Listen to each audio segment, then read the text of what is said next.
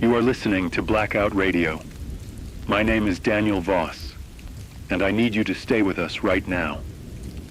At 11:47 this morning, the International Astronomical Coordination Network, a coalition of 41 observatories operating across 6 continents, released a unified statement that has sent every government agency on this planet into emergency protocol. The statement confirms what 3 separate teams have been computing independently for the last 72 hours. Asteroid designation XR7 Meridian, a near-Earth object originally cataloged in 2019 as a low-probability grazer, has undergone a gravitational perturbation near Jupiter's outer Lagrange point. The object is no longer grazing. It is inbound. Projected mass, approximately 1.4 trillion kilograms. Diameter, 900 meters. Projected impact velocity, 22 kilometers per second relative to Earth's surface. Impact is currently estimated in 31 hours, with a margin of error that narrows by the hour.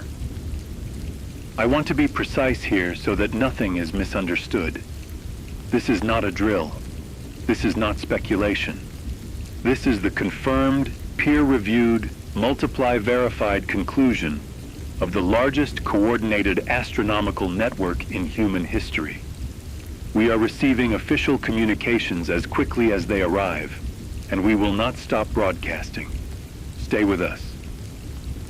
Thank you, Daniel. And I want to say something directly to everyone listening right now, whether you are in your car on the way to work, whether you are sitting at a kitchen table, whether you have a child in your arms or a parent in the next room.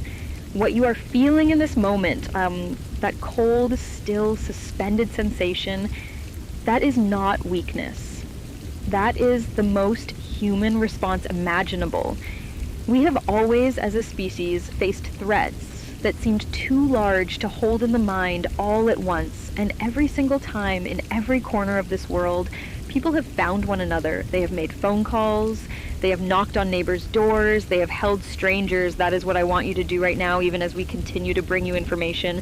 Put the phone down for 30 seconds, make sure the person next to you knows you see them, because what is coming in the next 30 hours is going to demand more of every one of us than we may have imagined possible.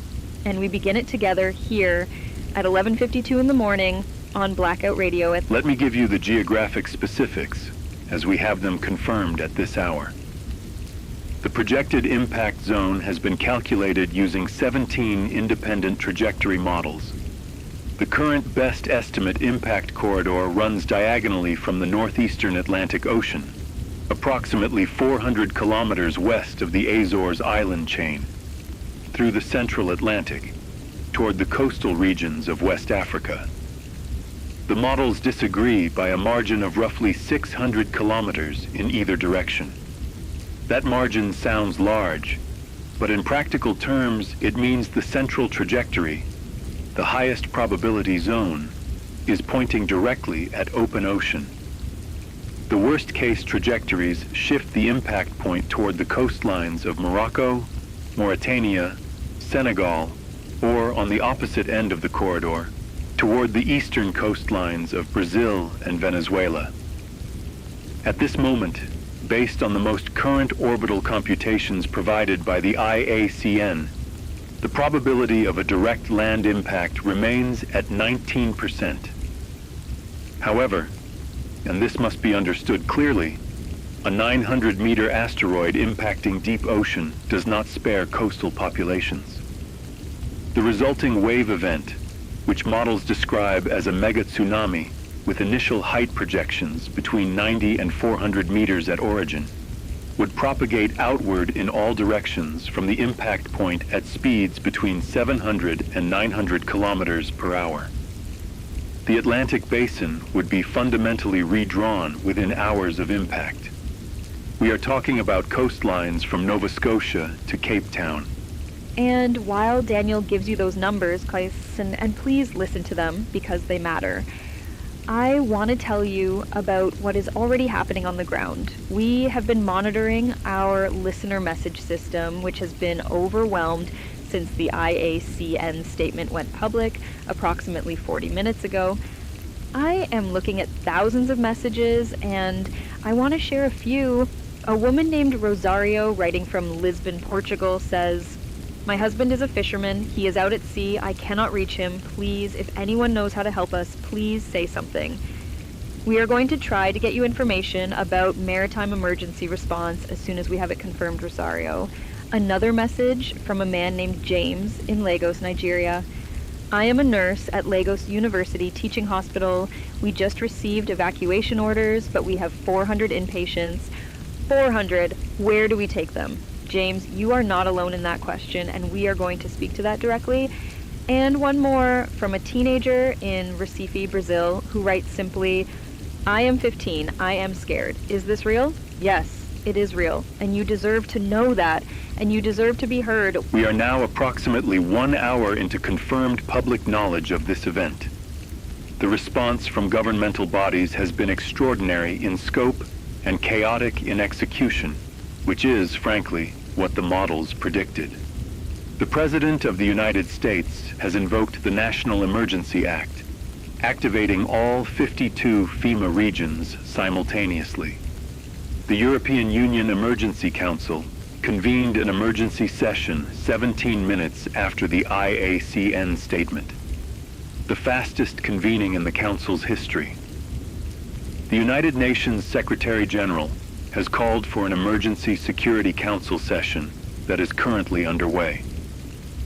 Brazil's federal government has issued a nationwide coastal evacuation order for all communities within 100 kilometers of the Atlantic coastline. That order affects approximately 31 million people. Morocco has issued similar orders affecting its entire Atlantic coast. Senegal, Guinea-Bissau, Guinea, Sierra Leone, and Liberia have all issued state of emergency declarations. Nigeria's coastal megacity of Lagos, population 24 million, has received official government guidance to begin inland movement. I want to be clear. Moving 24 million people in 30 hours is not physically possible with existing road infrastructure. We will continue to track what governments are doing versus what is logistically achievable. I have been watching the social media feeds alongside the listener messages, and I want to describe what I am seeing because I think it matters. In Rio de Janeiro right now, there is footage circulating. We cannot independently verify all of it, but much of it is consistent, showing the famous seafront boulevard of Copacabana completely gridlocked. Not slow traffic, gridlocked. People have abandoned their cars in the middle of the coastal highway and are moving on foot, carrying children, carrying elderly parents in wheelchairs, carrying whatever they could grab. The expressions on people's faces in these videos are something I will not soon forget. There is no hysteria visible. There is something quieter and in many ways more heartbreaking than hysteria. There is focus, the terrible, efficient focus of people who have decided that the next hour is the only thing that exists. We have also received footage from Casablanca, Morocco, where the city's central market district, one of the most densely populated commercial areas in North Africa, has emptied. Stall owners left their goods behind, and one video, which has been shared millions of times in the past 30 minutes, shows an elderly man sitting alone at his produce stall, completely still, surrounded by abandoned streets, eating an orange. Nobody knows who he is, but the entire world is watching him right now. We are now crossing the 2-hour mark since the public announcement. I have updated trajectory data from the IACN's primary computing center in Geneva. The margin of error has narrowed. The new corridor eliminates the northernmost trajectories. Nova Scotia and the northeastern United States coastline now fall outside the 5% probability zone. The southern trajectories have also compressed. The current consensus model places impact probability distribution as follows. 61% probability of mid-Atlantic Ocean impact west of the Azores. 22% probability of impact along the West African coastal shelf between Dakar, Senegal, and Nouakchott, Mauritania. 11% probability of impact in the deeper mid-Atlantic ridge zone south of the Azores. 6% probability distributed across remaining trajectories, including the Brazilian coast near Natal and Fortaleza. The ocean impact, while still most probable, offers no comfort to the basin's coastal populations. Independent modeling from MIT's Geophysical Institute, which we have received and are reading now, projects that a mid-Atlantic deep ocean impact would generate a primary wave sequence reaching the coast of West Africa within 4 to 5 hours of impact. The coast of Portugal and Spain would see wave arrival within 5 to 7 hours. The northeastern coast of Brazil within 3 to 4 hours. The United Kingdom's western coast within 8 to 10 hours. The eastern seaboard of the United States and Canada within 7 to 9 hours. These are not survivable wave heights for anyone in the coastal inundation zones without significant elevation or extraordinary distance from the coast. We have an update on what is being called informally the hospital crisis. James, the nurse in Lagos, who wrote to us, we've been trying to find information for you. Lagos University Teaching Hospital is one of approximately 217 major hospitals along the Atlantic coastlines that have received conflicting guidance today. The World Health Organization has just issued an emergency protocol that I want to read directly. In the event of projected coastal inundation, hospital facilities below 20 meters of elevation are advised to initiate controlled patient transfer to inland facilities. Patients requiring active life support who cannot be safely transported should be maintained in upper floor facilities with priority emergency power allocation. The language is clinical. What it means in human terms is that hospitals are being asked to make triage decisions of a scale and nature that no medical training has prepared anyone for. We are hearing from medical workers across 3 continents right now. From a doctor in Dakar writing through our listener system, we have 2 functioning ambulances for 1,100 patients. I don't know what to do. I want every person in government listening to this broadcast, and I know many of you are, is going to hear that message. 2 ambulances, 1,100 patients. These are the numbers that do not appear in the planning documents. Infrastructure status update at the 2-hour 40-minute mark. Lisbon's Humberto Delgado Airport has been officially closed following the Portuguese government's declaration of a state of emergency. But this closure came after 3 hours of the most chaotic scenes any airport facility in Europe has experienced in recorded history. Terminal footage shows queues stretching out of every terminal building and across the access roads. Air traffic control across the Iberian Peninsula has been suspended for commercial traffic, with military and government aircraft given full corridor authority. Las Palmas Airport in the Canary Islands, which sits on Atlantic-facing terrain at relatively low elevation, has been ordered closed entirely with mandatory evacuation of the islands. The Canary Islands, population approximately 2.2 million, have been given formal governmental evacuation orders.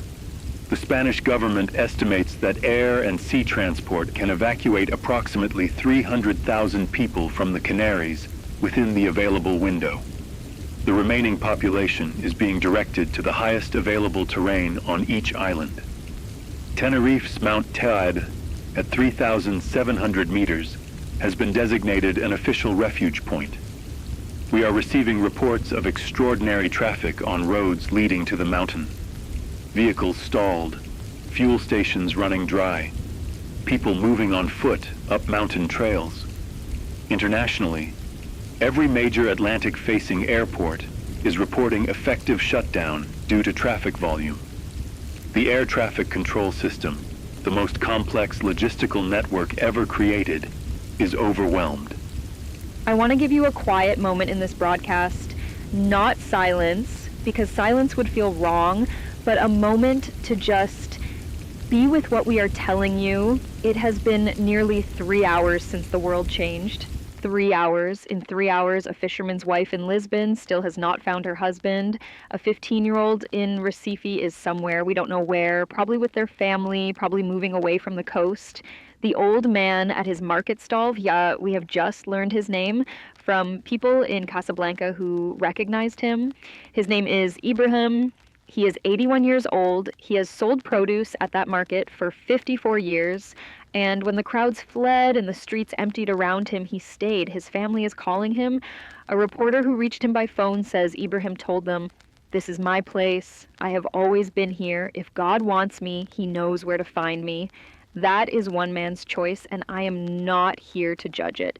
But I want you to know his name, Ibrahim, because in 24 hours, when we are reporting numbers and trajectories and infrastructure data, the number that matters most is one, each one. We are at the 3.5-hour mark. Casualty figures are beginning to emerge, not from the impact, which has not yet occurred, but from the evacuation itself. This was predicted by emergency management models, and it is now being confirmed in real time. Road fatalities on the Brazilian coastal highway network have reached a confirmed count of 212 as of 90 minutes ago, with estimates suggesting the actual number is significantly higher, given gridlock preventing emergency services from accessing accident sites. In Morocco, 6 people were killed in a crowd crush at the port of Agadir, where thousands had gathered hoping to board vessels moving inland via river or northward along the coast. Portuguese authorities confirm 8 deaths from vehicle accidents on roads leading inland from the Algarve coast. The U.S. Atlantic seaboard, despite sitting at the outer edge of projected impact zones, is experiencing its own evacuation strain. The governor of Florida has called for voluntary evacuation of all barrier islands and coastal communities below 10-meter elevation. Interstate 95 northbound, Interstate 75 northbound, and Interstate 10 westbound are all reporting near total gridlock from Miami to Jacksonville. Emergency fuel reserves have been activated for Florida's highway rest areas, but multiple stations are already reporting supply depletion.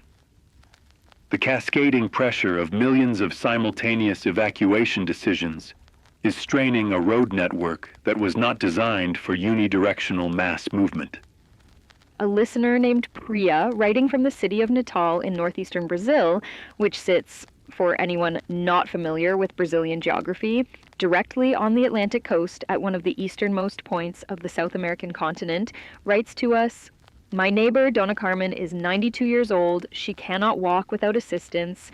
Her family is 4 hours away. She has nobody. I stayed behind to be with her. We are on the 3rd floor of my building. We have water and food for several days. I don't know if that will matter, but I am not leaving her." I want to stay on that for a moment. Priya is a young woman. She mentions she is 26 in her message, who made a choice that required courage of a very quiet, unglamorous, unrewarded kind. Not the courage of running into a fire, the courage of staying still next to someone who needed her. I have received 12 messages in the last 20 minutes that are variations of Priya's story. People who stayed, people who chose another person over their own safety.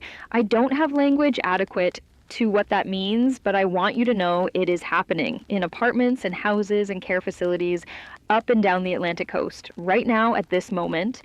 At the 4-hour mark, we have a significant development in the scientific picture.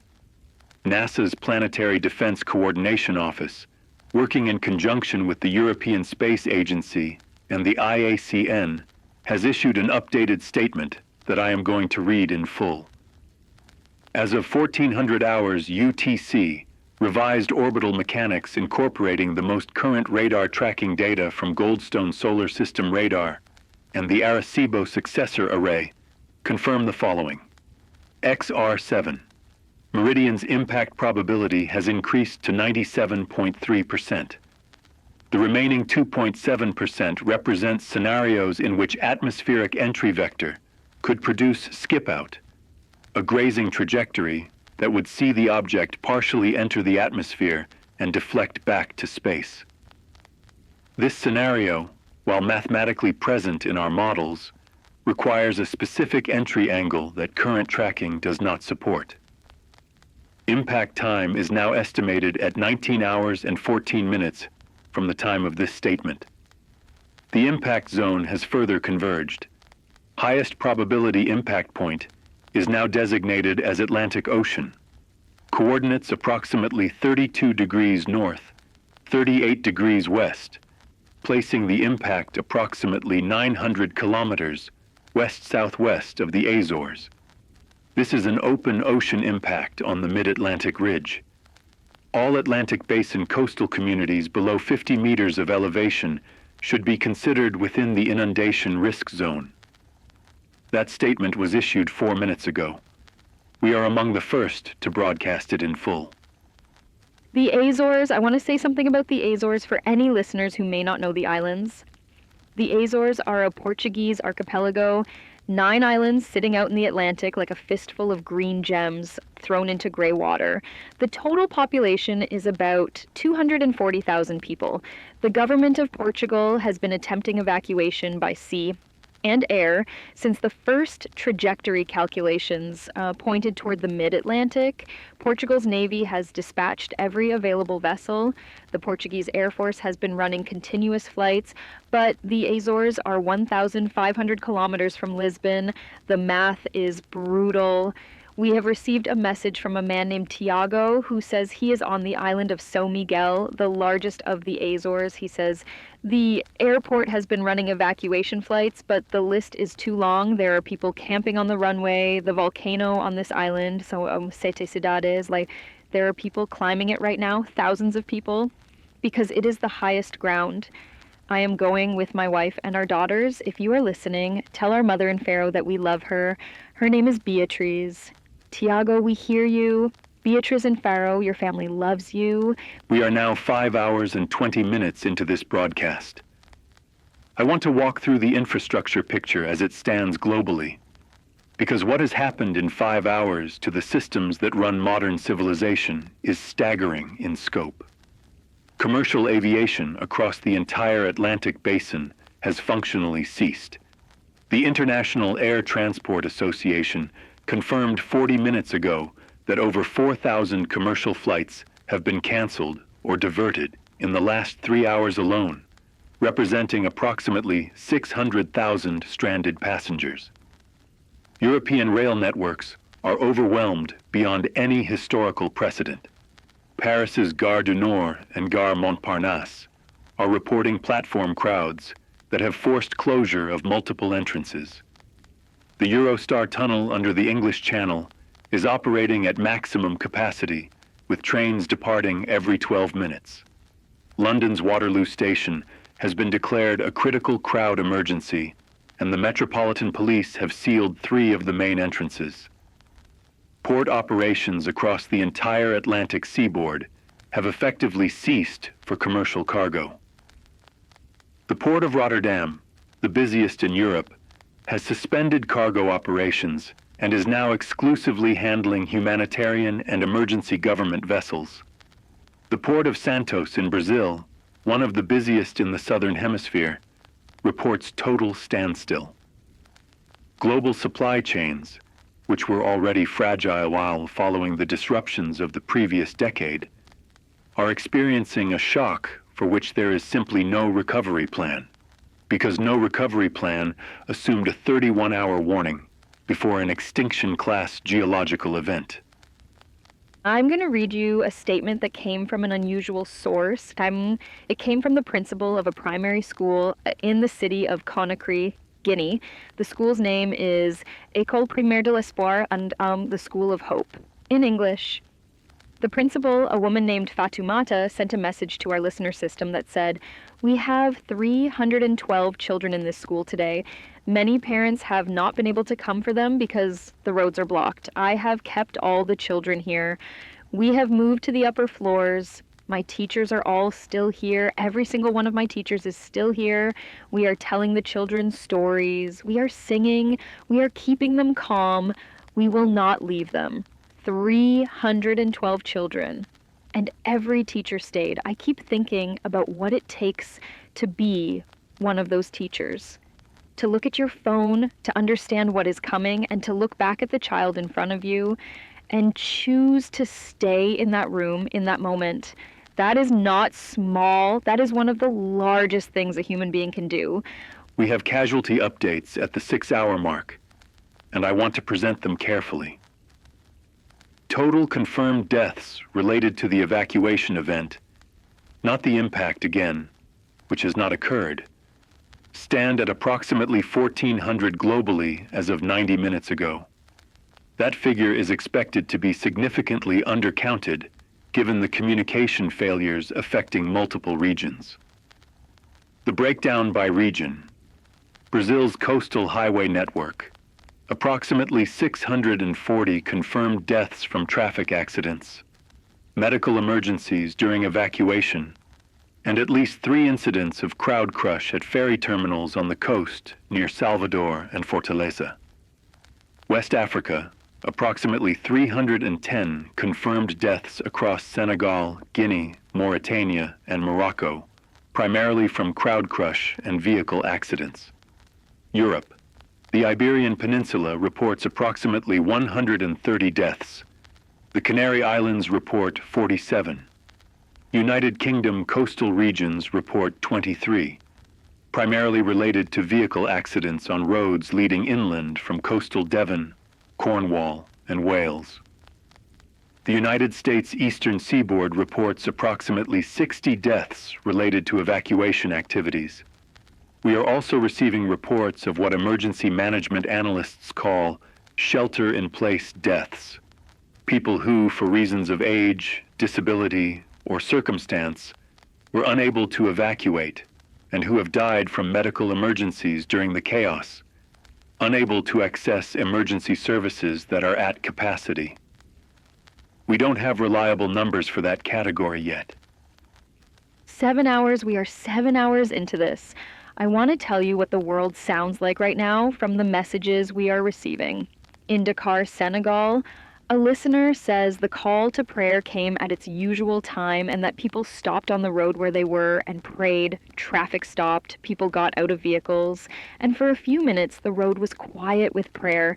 In Lisbon, a listener says that a group of strangers gathered outside an apartment building when the power went out in their block, and that an old man brought out a guitar and they sat on the steps together and he played for an hour. In Miami, a listener says her neighborhood block association organized a convoy of vehicles to transport 17 elderly residents who couldn't drive themselves. They flagged down every pickup truck they could find and they formed a convoy and they drove north together in a coastal town in southwest England called Bude. A listener says the entire pub emptied when the news came on, and then slowly over the next hour, people drifted back in, and nobody spoke much, they just sat together. He says the bartender kept pouring. He says he doesn't know why, but it helped. These are the things I want you to know are happening alongside the numbers. 8 hours and 15 minutes since confirmation. Power grid status. This is a developing crisis that will compound all other crises. Brazil's coastal grid infrastructure serves approximately 80 million people along the Atlantic seaboard. The mass evacuation movement has created extraordinary peak demand for electricity. Charging stations, communications networks, hospital backup systems. Simultaneously, with the loss of several coastal power transmission stations that have been preemptively shut down as personnel evacuate.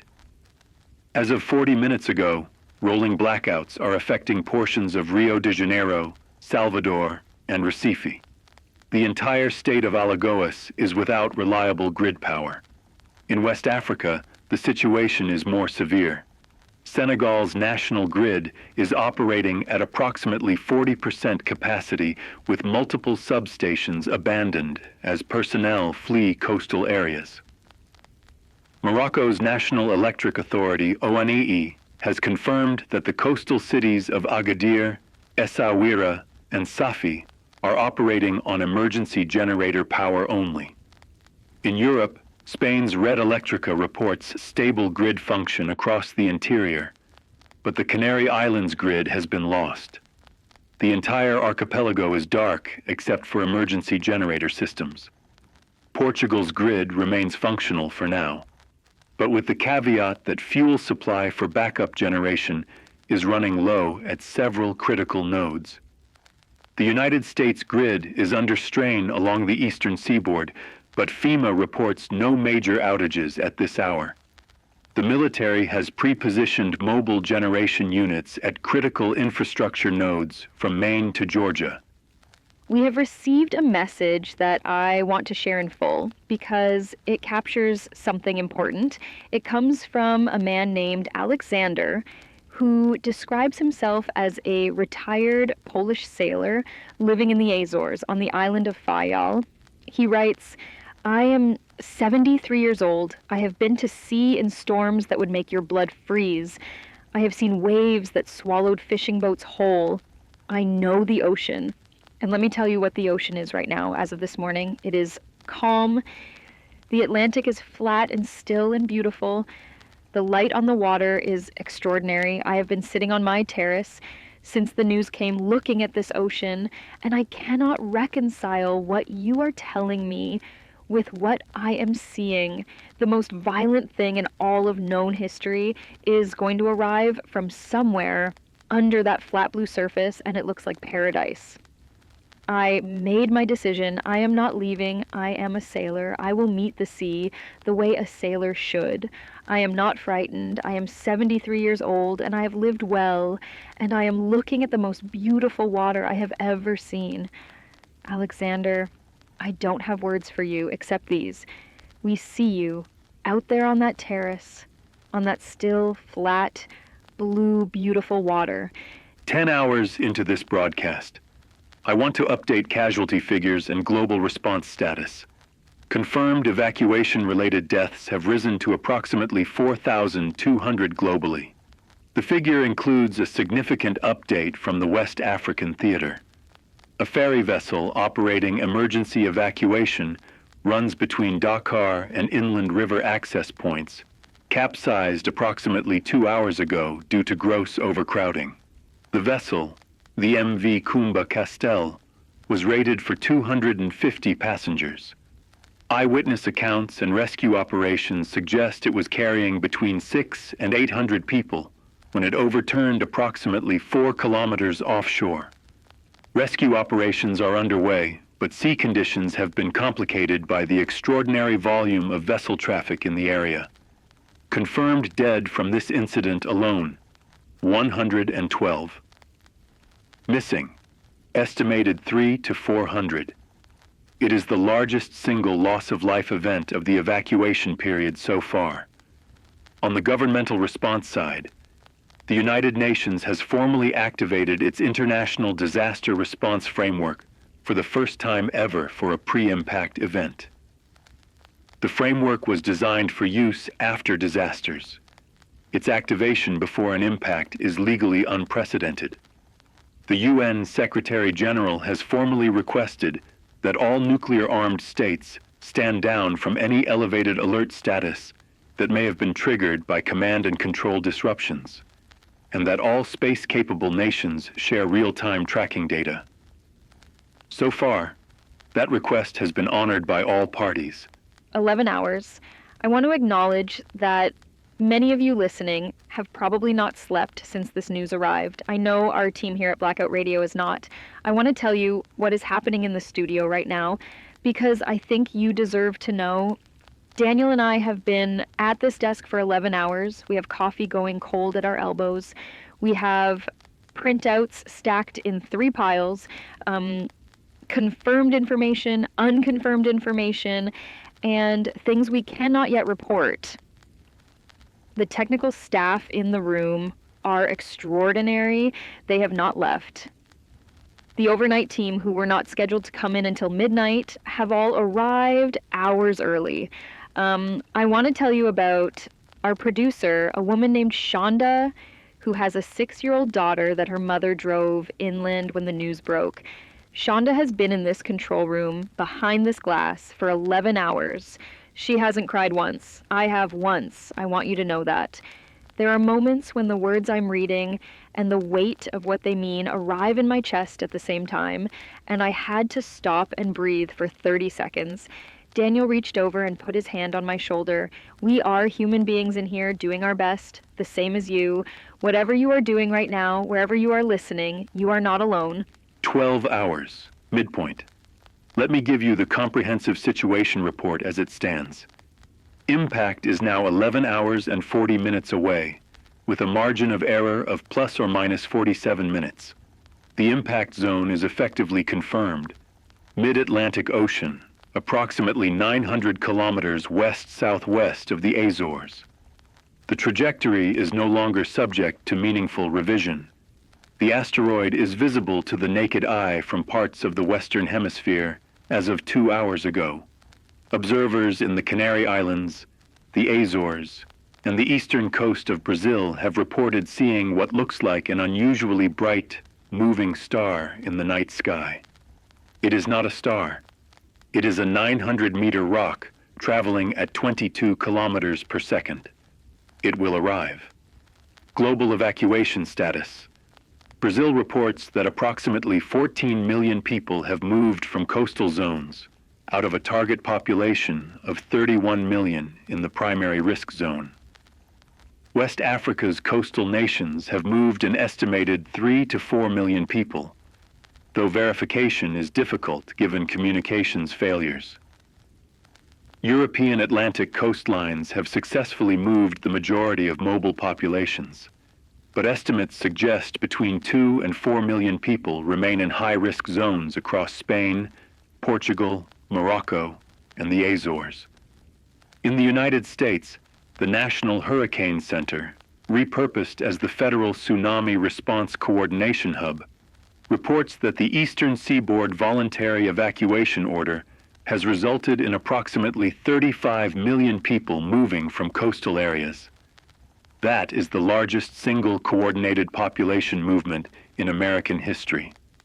I want to talk about what is happening in the places people are moving to, because the coastal story is not the only story. The interior is straining under an arrival that it was never built to receive. We have a message from a listener named Grace in the city of Meknes, Morocco, an inland city about 60 kilometers from the coast at an elevation safe from any projected tsunami. She writes, well, there are people sleeping in the street, not because they have nowhere to go. People are offering their homes. Everyone is opening their doors. But there are simply more people than rooms. Oh, no. My family has 17 strangers in our house right now. We made soup. We don't have enough bowls, but we found other things to eat from. My mother keeps saying, feed them, feed them. This is what we do. My mother is 80 years old, and she is feeding strangers at midnight. My mother is amazing. She is, Grace. She genuinely is. We are also hearing from communities in the interior of Brazil, the city of Petrolina, far from the coast and at significant elevation, where residents have been opening community centers, churches, mosques, and sports arenas. One listener says their city of 100,000 people has received what she estimates to be 40,000 additional people since dawn. The city has no plan for this. The people made their own plan. 13 hours. The IACN has released what they are calling the Final Impact Brief. I am going to give you the key parameters. Impact time, minus 10 hours, 53 minutes. Impact coordinates, 31.7 degrees north, 38.4 degrees west, Mid-Atlantic Ocean, on the western flank of the Mid-Atlantic Ridge. Impactor diameter, confirmed at 910 meters, slightly larger than initial estimates. Impact velocity, 22.3 kilometers per second. Impact energy, yield equivalent is calculated at approximately 72,000 megatons of TNT. To put that in a frame of reference, the largest nuclear weapon ever detonated in human history had a yield of roughly 50 megatons. This impact will release energy equivalent to 1,440 of those weapons, simultaneously, in a single mid-ocean point. The blast radius at the impact point will effectively vaporize a column of ocean several kilometers deep and create an initial crater cavity roughly 60 kilometers across. The resulting steam and debris ejection will reach altitudes of more than 200 kilometers. But the immediate consequence that will affect the most human lives is the water. A displacement wave sequence will propagate from the impact point in all directions. The leading wave is estimated to reach between 250 and 400 meters in height at origin, diminishing with distance but remaining catastrophically large at coastal margins. NOAA's model predicts wave heights at the following coastline points: Azores, between 100 and 200 meters. Morocco and southern Spain, between 30 and 80 meters. Portugal's coast, between 25 and 60 meters. Brazilian northeast coast, between 40 and 100 meters. United States east coast, between 8 and 25 meters. United Kingdom west coast, between 5 and 15 meters. 14 hours, I need to tell you about the Azores again, because Tiago, the man on São Miguel Island, who asked us to tell his mother in Faro that he loves her, we have been trying to reach him. We cannot. The phone network on the Azores has been intermittent for the past 3 hours and has been effectively down for the last 40 minutes as the remaining skeleton communications staff have evacuated or lost power. The last message we received from anyone on São Miguel came in 1 hour and 20 minutes ago. It came from a woman who identified herself only as Mariana. She wrote, "We are at the top of the mountain. There are maybe 10,000 of us up here. It is cold and there is no shelter, but people are sharing blankets, sharing food. Someone started singing a fado and others joined in. The stars are incredible up here. I have never seen the stars like this." The fado. That is the traditional music of Portugal, a music built around saudade, which is a Portuguese word that has no direct English translation. It means something like a deep longing for something or someone you love, mixed with the knowledge that what you love may be gone. A music of beauty inside grief. 10,000 people on a mountain in the cold Atlantic night, singing fado under stars they have never seen so clearly. I have been a journalist for 14 years. I have reported from disasters, from war zones, from refugee camps. I have never felt anything move in me quite the way that does. 15 hours. Infrastructure final status before impact. Global communications networks are degrading. The transatlantic fiber optic cables that carry the majority of internet traffic between Europe and the Americas pass through the ocean floor in the projected impact zone. Multiple cable routes will be severed at impact. The internet as a global network will not cease to exist. Routing protocols will find alternative paths, but capacity between Europe and the Americas will be reduced by an estimated 60 to 70% immediately following impact and remain compromised until emergency cable repairs are completed, which is a process that takes months under normal circumstances. Satellite communications will remain functional and will become the primary communications backbone for affected regions. The Global Positioning System, operated by U.S. Space Command, has been confirmed as stable and expected to remain operational. Hospital systems globally. The International Council of Hospitals estimates that approximately 3,400 coastal hospitals have been either evacuated or are operating with skeleton staff at this hour. Critical care patients requiring mechanical support, ventilators, dialysis machines, cardiac devices, in those facilities number in the tens of thousands. The logistical challenge of maintaining power to those systems in the coming hours cannot be overstated. Emergency generator fuel is the most critical supply shortage globally at this moment. 16 hours. I want to tell you about a decision that was made in Sao Paulo, Brazil, 2 hours ago that I think deserves to be known. Sao Paulo is not a coastal city. It sits approximately 65 kilometers inland at an elevation of over 700 meters. It was never in the primary impact zone, but since dawn, Sao Paulo has received an estimated 3 million people fleeing the coast. The city's infrastructure is strained beyond any rational limit, and yet the mayor of Sao Paulo, whose name is Haleo Drummond, issued a statement 2 hours ago. I will read it in the translation we have received.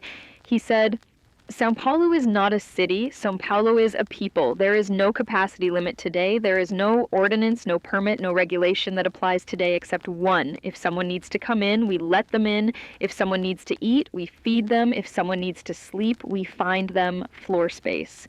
This city was built by people who came from everywhere and had nothing. We remember that today. Every public school, every stadium, every convention center, every government building in Sao Paulo has been opened. The city's restaurant association announced that every restaurant in the city is providing free food while supplies last.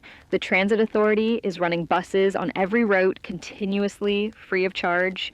3 million people, and the city just opened. 17 hours. Impact is now approximately 1 hour and 45 minutes away based on the IACN's final countdown, which we are running alongside our broadcast. I want to give you a realistic description of what will happen in the next 2 hours and what we expect to follow. At impact, we will likely experience a brief disruption in our own broadcast signal. The electromagnetic effects of a strike of this magnitude may affect communications equipment in parts of the globe. We have backup systems in place. We will not go dark. We will be here.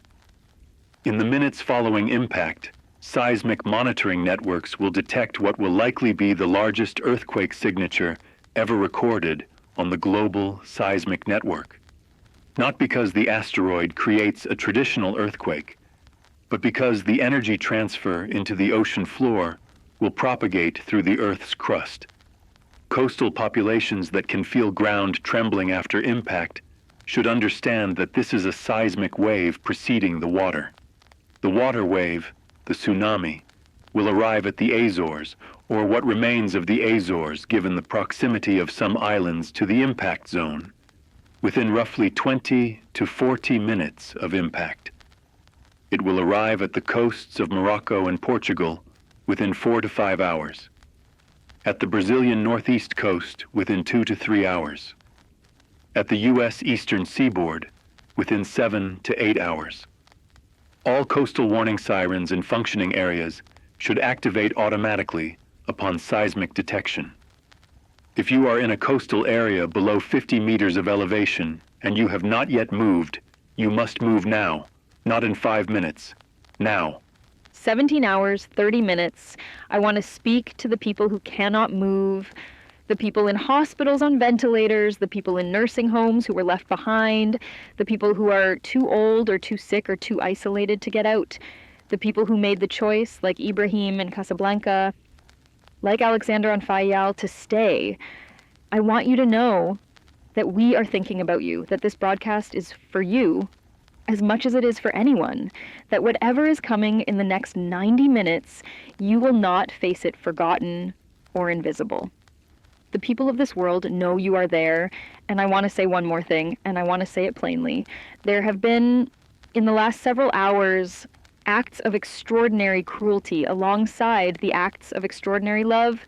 We have received reports of price gouging on water and fuel at rates that beggar belief. We have received reports of people in vehicles deliberately ramming others on evacuation routes. We have received reports of looting in evacuated coastal areas. I am not going to pretend those things did not happen, because they did. But I have counted in the listener messages we have received over 4,000 individual accounts of someone helping a stranger, 4,000 accounts of someone staying behind for someone else, of someone sharing what they had. I want you to know which number is larger. It is not close. 18 hours, 40 minutes. Impact in approximately 40 minutes, per IACN countdown. Global confirmed evacuation-related death toll stands at 11,200, a figure that will be revised significantly as reporting improves. We are continuing to receive fragmentary information from the Azores. The last satellite phone contact with anyone on the archipelago came in 22 minutes ago from a Portuguese military officer on the island of Terceira. His message was terse, and I will read it exactly as received. We have done everything possible. The people here are extraordinary. God willing, some of us will see you on the other side of this. End of message. The Azores sit roughly 500 kilometers from the projected impact point. The leading edge of the impact wave, the initial water displacement moving outward from the impact site, will reach the nearest Azores island, Flores, within approximately 22 minutes of impact. The wave height at that range is modeled at between 170 and 230 meters. Flores is approximately 700 meters above sea level at its highest point. A portion of the high terrain may survive the primary wave. We do not know. We will not know for some time after impact. What I can tell you with confidence is that the people of the Azores, all 240,000 of them, have conducted themselves with dignity and courage in these final hours that I will not forget for the rest of my life. 19 hours, the IACN countdown has reached T-minus 12 minutes. I want to hold this moment with you. 12 minutes. I have been on the radio for almost 19 hours. My voice is tired, my heart is tired, Daniel is beside me, and we are holding this broadcast together, and we are going to keep holding it. I want to tell you one last thing before impact. In the city of Freetown, Sierra Leone, a coastal city, low elevation, at significant risk, there is a hospital. And at that hospital, 14 hours ago, a baby was born. The baby's mother had been evacuating when she went into labor on the road. There was no hospital closer. People stopped their cars. A nurse who was also evacuating pulled over. The baby was born on the roadside in Sierra Leone while the sky above was beginning to change and the world was holding its breath. They named the baby a girl, Lumiere. It means light. She is 13 hours old right now. She is somewhere inland, probably in the arms of her mother. She doesn't know any of this. She knows only warmth and milk and the sound of her mother's heartbeat. In 12 minutes, whatever happens, she happened first. A 13-hour-old girl named Light. That is a beginning. Whatever is coming, that has already happened, and nothing can undo it. T-minus 4 minutes. IACN countdown confirmed. All systems reading impact at approximately 19 minutes past the hour. We are live. We are not going anywhere. I want every technical person in this room to confirm. Confirmed. We are broadcasting on all frequencies, all satellite uplinks. We are going to be here. We are going to tell you everything as it comes to us. Seismic networks globally are on active alert. NOAA's Pacific and Atlantic tsunami warning systems are in live operational mode. Every coastal warning siren network that still has power is armed and ready for automatic activation on seismic trigger. Military assets, ships, aircraft, search and rescue teams are positioned at the outer edges of projected impact zones, ready to move in as soon as conditions allow. The world has done everything it can do in the time it had. Some of that will be enough. Some of it will not be. But I want you to know that in governmental, military, and scientific organizations across this planet, people have been working without sleep for 19 hours to save every life they could. That will not be lost to history.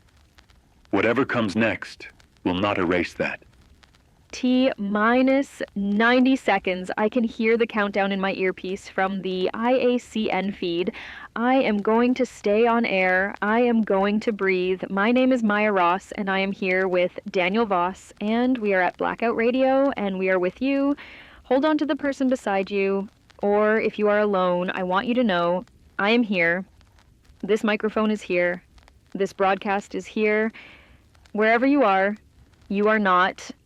Impact.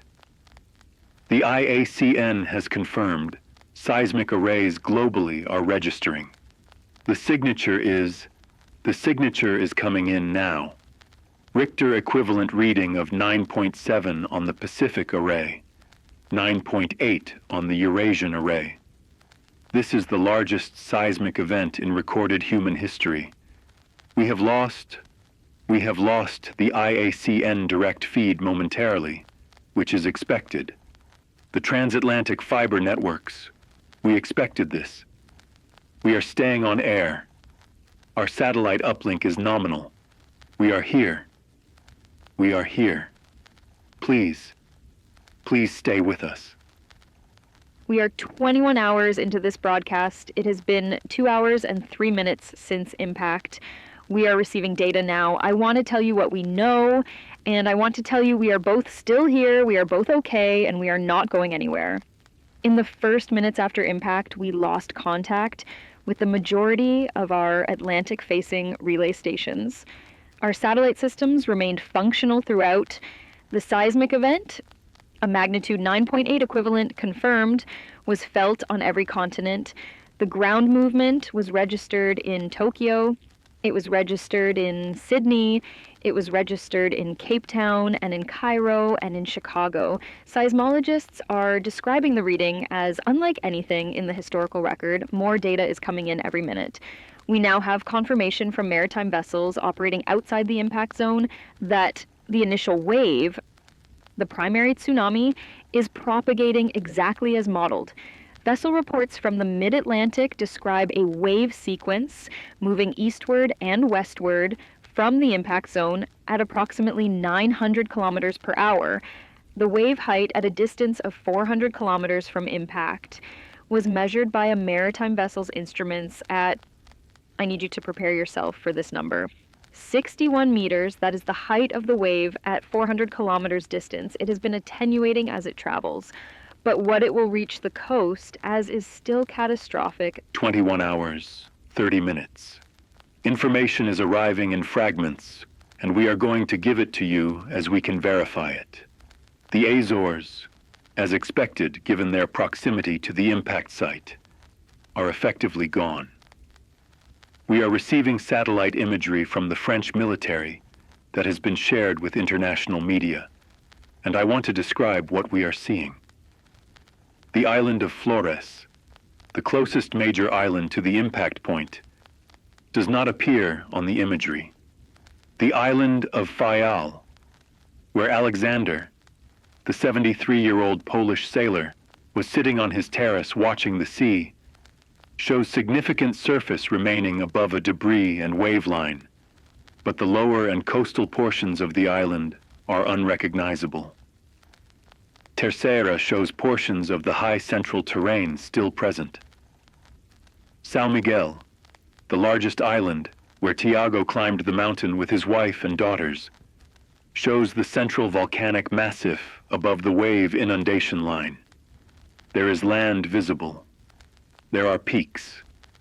Whether the people who climbed those peaks survived, we do not yet know. We do not yet know. Wave arrival at the Moroccan coast is now approximately 45 minutes away. The Portuguese coast, 1 hour and 20 minutes. Brazilian northeast coast received its first wave arrival 17 minutes ago. Communications from that zone are, as you might expect, fragmentary, but we are receiving signals.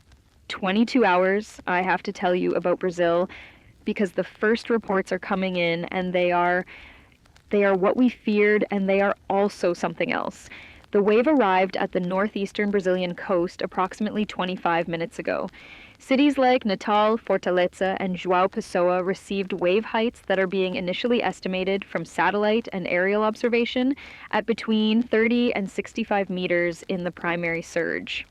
The low-elevation coastal districts, the beach neighborhoods, the fishing communities, the historic waterfronts, have been fundamentally altered. We do not yet have casualty figures. We will not have them for hours, but I want to tell you what else we are receiving. Priya, that's the 26-year-old woman who stayed with 92-year-old Donna Carmen on the third floor of a building in Natal.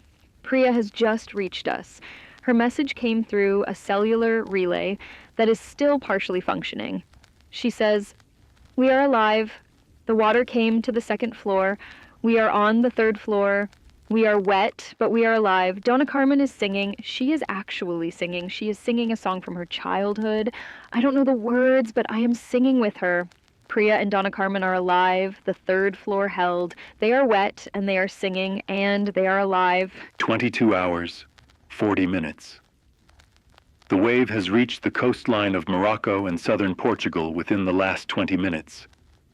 The wave height at the Moroccan city of Agadir has been estimated from aerial observation at approximately 45 meters. Agadir sits at very low elevation along its coastal fringe, the famous beach district that draws tourists from across Europe. That district is, the imagery tells us, it is gone. The city's higher inland residential districts, built up the slopes behind the coast, show significant impact, but not total inundation. The city is damaged. We do not yet know by how much. Essaouira, the historic walled city on the Moroccan coast, the old Medina, which sits on a promontory, appears from satellite imagery to have survived the initial wave with structural damage.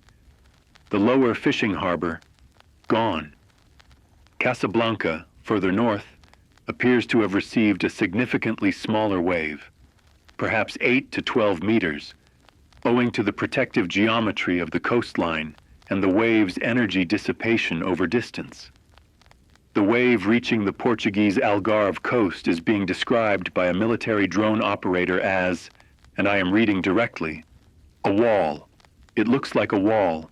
It is white and it is dark behind it, and it is moving very fast inland. The Algarve coast has been evacuated for over 20 hours. The great majority of its residents and tourists are gone. The buildings are not. 23 hours. The wave arrived on the United States eastern seaboard beginning approximately 40 minutes ago, starting with the southernmost exposed coasts and moving northward. Wave heights along the Florida coast ranged from 8 to 16 meters, according to NOAA instrumentation that survived the initial surge. Miami Beach, which was ordered evacuated 18 hours ago, received an estimated 9-meter primary wave. The barrier islands, which are essentially glorified sandbars to begin with, have been comprehensively reshaped. The waves have moved inland across the flat coastal topography, in some areas traveling several kilometers before losing height. Portions of coastal Georgia and South Carolina received waves of 5 to 8 meters. North Carolina's Outer Banks, a chain of narrow barrier islands that has always been geologically vulnerable, has been fundamentally altered. We are receiving the first news helicopter footage from several U.S. coastal cities, and I want to describe what I am seeing from our feed. In the footage from just north of Miami, the Ocean Highway, the coastal road, is not visible. The landmarks I recognize from having traveled that coast are gone or displaced. But further inland, the land rises and the city continues. The people are not there right now, but the city continues. And when this water recedes, they will come back. I believe that. 23 hours, 45 minutes. I want to give you the preliminary casualty assessment, with the caveat that any number given at this stage is an estimate with enormous uncertainty ranges. The death toll from the impact event itself, the asteroid strike and resulting tsunami, based on preliminary modeling incorporating population density data, evacuation rates, and wave height projections, is being estimated by the UN SEN Emergency Coordination Office at between 800,000 and 2.4 million people. That range reflects the uncertainty in exactly how many people remained in high-risk coastal zones at the moment of wave arrival, and the precise wave heights at specific coastal points. Within the next 48 to 72 hours, as water recedes and ground teams can begin assessment, that number will clarify. It will not clarify in any direction that brings comfort. The evacuation period itself, the 19 hours between announcement and impact, has a confirmed death toll that now stands at approximately 18,000 globally, from traffic accidents, crowd crushes, medical emergencies, and vessel disasters, including the MV Kumba Castel. That number will also rise. The infrastructure damage is truly planetary in scope. Atlantic Basin coastal infrastructure, ports, roads, coastal rail, energy terminals, desalination plants, fishing industries, has been effectively destroyed across a coastline spanning 2 hemispheres. 24 hours. We have been on air for 24 hours. Daniel and I have been here for every minute of it, and we are going to keep going until there is nothing more to tell you. But I want to mark this moment. 24 hours ago, the world did not know, and then it did. And in the hours that followed, humanity did what it has always done when faced with something too large to comprehend. It ran toward each other, it opened its doors, it sang on mountaintops and fed strangers in kitchens, and stayed beside the people who couldn't move. Fatimata kept 312 children safe in a school in Conakry. Priya and Donna Carmen are singing on a 3rd floor in Nadal, somewhere on a mountain in the Azores. We still don't know, but we are still waiting to find out. Tiago might be watching the ocean recede below his mountain, with his wife and daughters watching the sky go gray and then gold. We don't know yet. But he climbed the mountain. They all climbed the mountain, and mountains are, by their nature, harder to lose than the sea. At the 48-hour mark, and we have stayed with you through it all, the final picture has become clear enough to report with reasonable confidence. The global death toll from the XR7 Meridian impact event, incorporating both the evacuation period and the wave event itself, has been established by the United Nations Emergency Mortality Assessment at 1.7 million people. That is the number. 1,700,000 people. They died in cars on highways. They died in hospitals that lost power. They died in coastal homes they would not leave. They died on a ferry in the waters off Dakar that was carrying too many people because every single one of them was trying to survive.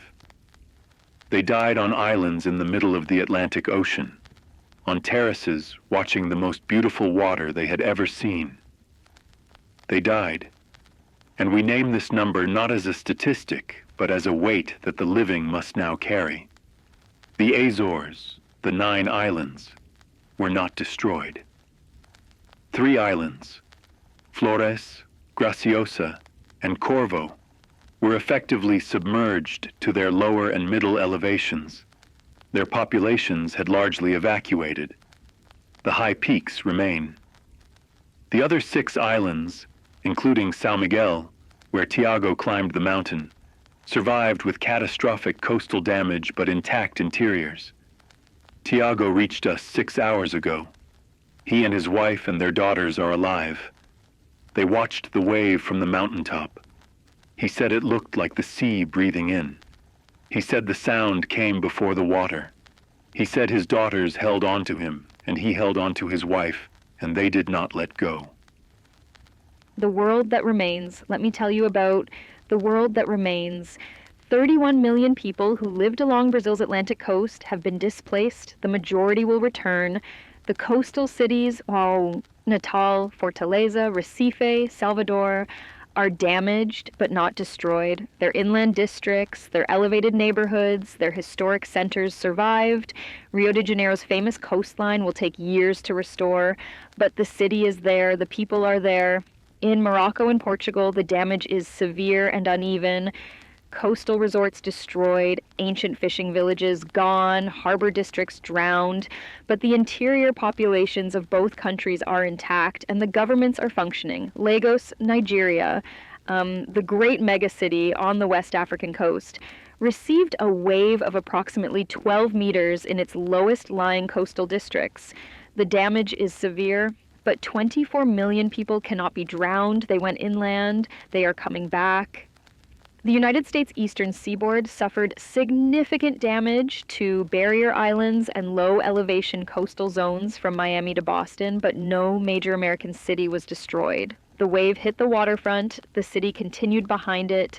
Europe's Atlantic coastlines are battered and mourning, the communications networks are partial, and the supply chains are shattered.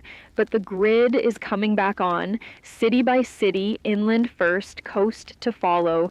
The world is wounded. The world is in grief. The world has lost 1.7 million people, whose names we do not all know and whose faces we did not all see. But here is what else is true. The world's governments, imperfect, late, logistically overwhelmed, cooperated in ways that had no historical precedent. No nuclear weapon was fired in confusion or misperception. Every space-capable nation shared its tracking data. The UN Security Council remained in continuous session throughout. Military assets from 47 nations are now operating in coordinated relief operations along affected coastlines. The global supply chain will take years to fully restore. The Atlantic port network is devastated, and rerouting through Pacific and Indian Ocean routes will be painful and expensive. Food security for Atlantic Basin coastal populations is a genuine emergency requiring immediate international response. Emergency food aid operations are already underway, coordinated by the World Food Program, with supply lines routing through interior African road networks and Pacific Coast Brazilian ports.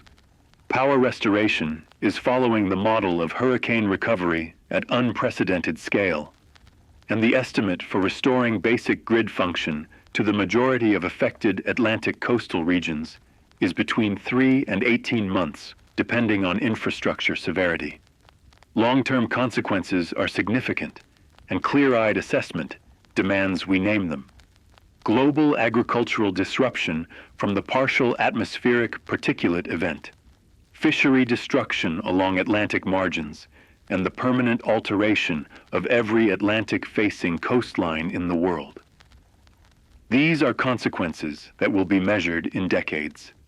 And yet, the baby named Lumiere, Light, born on a roadside in Sierra Leone in the middle of all of this, she is still alive. She is 1 day and 18 hours old. Her mother's name is Aminata. They are in a hospital in the interior, a small hospital far from the coast, and a nurse there reached us this morning. She said Aminata is doing well. She said the baby is healthy and loud and feeding well and has made herself at home in a world that was on fire the day she arrived and shows no sign of being impressed by any of it. The School of Hope in Conakry, Fatoumata's school, is intact. All 312 children went home to their families. All of Fatoumata's teachers went home to their families. Ibrahim in Casablanca, we learned 4 hours ago what happened to Ibrahim, the elderly man who stayed at his market stall. The water in Casablanca where he was reached a height of approximately 7 meters in the lower coastal areas. His market was not in the lowest area. People who know him found him this morning. He was in the stall. The water had reached the top of his stall's awning and receded. He had climbed onto the highest shelf and stayed there. He was soaking wet and cold and, by all reports, entirely tranquil. He was eating an orange. He is alive. At 24 hours and counting, I want to give you this final accounting with complete clarity, as I promised at the start of this broadcast.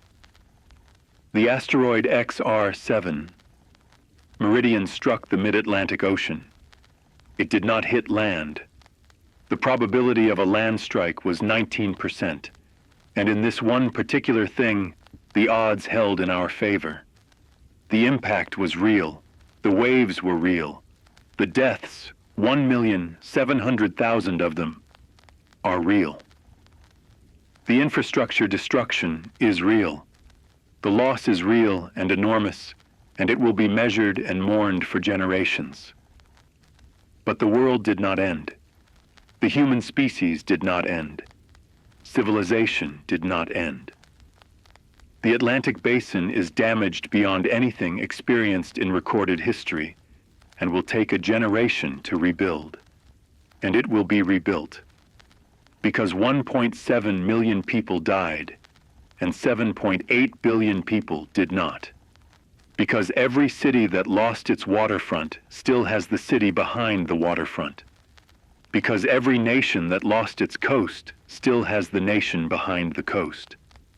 The global economy will contract. There will be recession, food insecurity, supply disruption, political instability, and grief on a scale that doesn't fit into any existing frame of reference. All of that is coming, and we will be here to report it to you. And because a 26-year-old woman named Priya stayed on a third floor with a 92-year-old woman named Donna Carmen, and because they are both alive and Carmen is singing, and because a baby named Lumiere is loud and healthy and making her opinions known, and because 10,000 people stood on a cold mountain in the Azores and sang Fado into the dark, and because 312 children heard stories while the world outside their classroom held its breath, and because a sailor sat on a terrace in the Azores and said, "I am not frightened," and he was telling the truth, and because an 80-year-old woman in Morocco kept saying, feed them, this is what we do," and because the mayor of Sao Paulo opened the entire city and said there is no capacity limit today, and because every single teacher at the School of Hope stayed, every single one, because of all of that, I am telling you with every ounce of conviction that 24 hours behind this microphone has given me humanity stabilized. Not because it was easy, not because it was perfect, not because it was perfect, not because no one was cruel or cowardly or selfish, because people were, and we were honest about that, but because more people were more brave, more often, in more quiet and ordinary and extraordinary ways than the world has any right to expect of itself. The world that woke up yesterday is not the world that exists, but exists today. But the people who woke up yesterday, the overwhelming, undeniable majority of them, are still here. And that is not a small thing. That is everything. My name is Daniel Voss. We have been broadcasting for 24 hours on Blackout Radio.